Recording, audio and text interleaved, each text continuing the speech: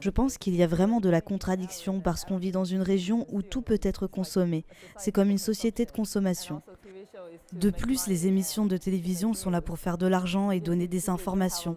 Parce que si tu n'as pas une large audience, l'émission ne pourra pas continuer.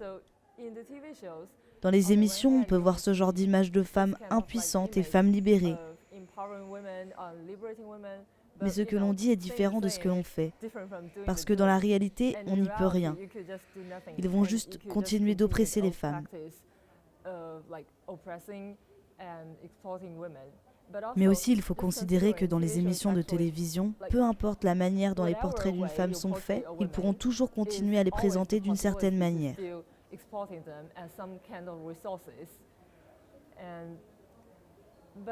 Les émissions de télévision ont la possibilité de faire quelque chose de bien et promouvoir l'égalité des genres.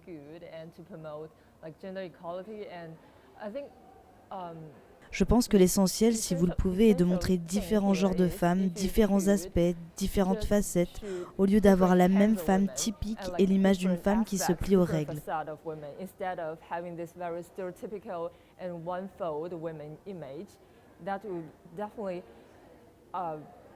On devrait plutôt privilégier la compréhension des gens et les encourager à penser différemment parce que je pense qu'on parle essentiellement d'égalité et de liberté.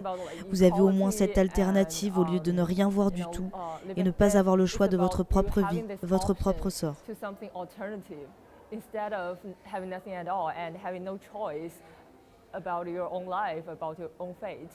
J'aimerais que les hommes fassent quelque chose parce qu'on parle d'égalité des sexes et des droits des femmes. On dit souvent que les femmes résistent, font ceci, font cela, mais en réalité, les femmes en font énormément, beaucoup trop en fait.